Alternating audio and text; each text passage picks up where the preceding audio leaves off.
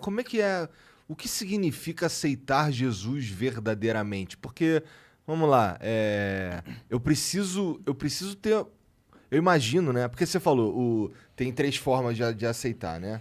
Então, a do C.S. Lewis é o que mais me chama a atenção, porque me parece algo racional, Sim. uma decisão tomada de forma racional. Sim. Só que- Eu prego para que as pessoas tomem a decisão dessa maneira. Para que ninguém precise sofrer. Você não precisa dar com os burros na água para você mudar a sua forma de ver o mundo. Para você, sabe? Essa é a melhor maneira possível. Por isso a pregação do evangelho. Mas essa também não Mas- é a mais difícil e mais improvável? Depende, cara, depende. Eu entendo o que você está falando, porque a fé, ela também, em algum momento, ela vai ignorar um pouco da razão. Né? Porque para você ter fé, você vai ter que crer naquilo que você não vê, naquilo que não é tangível, você não toca. Então, chega uma hora que você não vai conseguir ser totalmente racional no sentido de que a fé é o sobrenatural. Né? Então, você não vai conseguir dizer o tamanho, como é, entendeu? É uma perspectiva. Então, o aceitar a Jesus de verdade, cara, é quando você... Romanos diz, aquele que confessa com a boca e crê com o coração para a justiça. Essa é a parte difícil. Então, mas aí é uma decisão. É uma decisão construída pela tua convicção, seja no primeiro momento, por exemplo, do C.S. Lewis, ou construído por uma experiência muito profunda com o Senhor, de um socorro, de um milagre, que foi o que aconteceu comigo. Quando você olha os evangelhos, você vê pessoas que foram constrangidas pelo amor de Jesus e somente pelo amor e pela pregação do evangelho, assim como você vê que pessoas que tiveram que ser curadas de alguma enfermidade primeiro. Entendeu? Então tinha gente que estava doente, passou pelo caminho de Jesus, Jesus curou e aí começaram a segui-lo. Mas entende que são experiências antagônicas, diferente da outra, mas que o fim, na verdade, é o mesmo. Entendi. É que, assim, na minha cabeça, esse lance de, pô, tá, eu acredito em Deus, de verdade. Minha mãe é da igreja e tal. Ah, é? Fui pra caramba pra igreja. Qual igreja? Cara, hoje ela vai na Nova Vida, eu acho. Uma Acho que é igreja Nova evangélica. Vida. Igreja evangélica. Nova Vida, mas ela... E foi bastante também na Metodista. E você passou teve Assembleia. bastante tempo dentro da igreja também ou pouco? Cara, então, a minha história, ela é mais... Eu ia porque minha mãe tava mandando eu ir. Essa é a verdade. É a história de todo mundo, na maioria das vezes. Essa é a verdade. Eu ia muito mais porque ela mandava eu ir. Sim. E aí tinha vezes que eu... E por isso, talvez, pra mim, seja um pouco difícil entender esse aceitar racionalmente, porque... Eu não sei, parece que precisa ter uma experiência ali que vai te mudar de alguma forma. Eu vejo esse negócio de aceitar racionalmente de duas formas.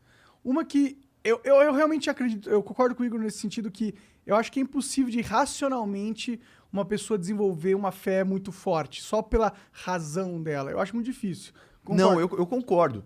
Porque, assim, talvez isso seja o princípio, seja o início, o start.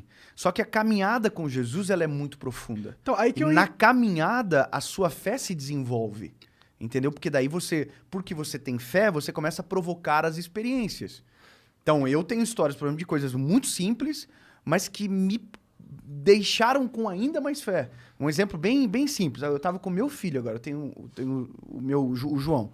O João, um cara passou a noite toda mal. Você é pai, você sabe que mexeu com o nosso filho, cara. É o nosso ponto fraco. Cara, meu filho passou a noite toda mal, cara. Vomitou, passou muito mal. Quando nós acordamos de manhã, e ele estava naquele estado ainda, eu falei para ele, filho, a gente tem um acordo na nossa casa que a gente fala a verdade sempre. Então, vai tomar vacina. Filho, vai tomar vacina. A gente não fala que vai dar uma volta e tem um golpe. A gente fala a verdade. Daí eu falei, filho, ó, pai vai te falar uma coisa. A gente vai no médico se você continuar mal. Papai vai no médico, talvez você vai ter que tomar soro e tal. Eu expliquei pra ele. Cara, eu comecei a falar isso pro meu filho encheu o olho de lágrima na hora. Ele não quer ir no médico. Ninguém quer. E ele falou, papai, mas eu não quero ir no médico. E já chorando, cara. E eu já fiquei... Cara, qual é a pregação? O que eu prego? Eu prego que existe um Deus que se importa com a minha casa. Que se importa com o todo, mas que olha pra mim, que olha pro Dave, pro João, pra Paula, lá na minha casa de Joinville. Aí eu falei pro meu filho assim, cara, eu fui ousado. Eu falei, filho, tem uma outra oportunidade. Se nós orarmos, meu filho tem 3 anos, cara. Eu falei, se a gente orar e o papai do céu curar você, a gente não vai pro hospital. Só que a gente tem que perguntar se o Papai do Céu pode fazer. Cara, na hora meu filho fechou o olhinho, porque ele já sabe do que se trata, já tá familiarizado, fechou o olhinho, e ele falou isso aqui: Papai do Céu, cura eu. E aí eu, no meu coração, cara, eu comecei a falar: Jesus, se tem uma forma e uma oportunidade extraordinária de te apresentar pro meu filho, é agora. Cura o meu filho, Senhor, pelo teu amor, pela tua misericórdia. Cara, foi... Eu falei amém junto com meu filho, foi muito simultâneo. Quando eu falei amém, cara, eu vi o olhar do meu filho mudar. O semblante dele mudou. E ele falou assim pra mim: Papai do Céu me curou, eu tô bom. Eu falei: você tá bom mesmo, filho? Tô bom, papai. Aí eu falei pra minha esposa: amor, traz uma fruta pra ele comer. Aí minha esposa trouxe uma banana, ele comeu a banana, não vomitou. E acabou. Aí, cara, olha que doideira. Eu fiquei... Imagina, meu coração, né, cara, como pai e como um pregador do evangelho, pra mim não tinha... Eu queria contar pra todo mundo aquilo, né? E aí foi muito legal, porque daí meu outro filho, Noah, ficou dodói esses dias. E aí o meu filho, o João, falou pra mim: e aí, papai, vamos orar pelo Noah? Caralho. Entendeu? Agora nós Legal. estamos assim, mano. Deu treta, a gente tem que orar primeiro antes de ir pro médico. Legal, legal. Mas é maravilhoso, cara. Então, por isso que eu digo, a construção do caminho pode nascer de maneira simples, de maneira pequena. Ninguém começa crendo de uma forma absurda também. Tem o processo, né? Então, pelo que Por você isso tá aí, falando... por isso o discipulado é importante também. É. Porque o discipulado na caminhada, ele vai solidificar a tua fé. Vai trazer alimento pra fé, entendeu? E eu acho que também, entrando na parte do racional pra você acreditar, eu acho que ele é importante porque a partir do momento que você tem essa transformação, ok, acredito em Deus e Jesus, aceito e tal, a vida ainda vai te dar muitos desafios que vai fazer você ter que racionalizar essa sua fé para você entender como que a sua nova fé adquirida traduz as experiências, como que ela vai te guiar, entendeu? E nesse momento você precisa da lógica, você precisa do raciocínio. Ó, quer ver, cara? Tem muita gente que pergunta isso e fala comigo sobre. Cara, se eu aceitar Jesus, a minha vida vai mudar? Vai mudar. Mas e aí, cara, eu posso perder o emprego? Tipo assim, pode dar alguma coisa ruim? Meu filho pode ficar doente? Eu posso ter uma perda na minha família? Eu posso bater de carro? Porque na cabeça das pessoas... Tipo, tu virou o super-homem. E não é, cara. A nossa vida continua sendo exatamente a mesma nesse plano. Nós somos suscetíveis às mesmas coisas, às mesmas enfermidades. Covid veio aí pra mostrar, pô. Não morreu só gente que não conhece Jesus. Morreu pastor, morreu evangelista, missionário, morreu todo mundo. Então é isso. Vírus não faz distinção. Então, o que a fé muda? O que Jesus vai mudar, então? Essa é a parada. Pô, então se a minha vida não vira um mar de rosas, no que ela muda? Ela muda primeiro a minha eternidade.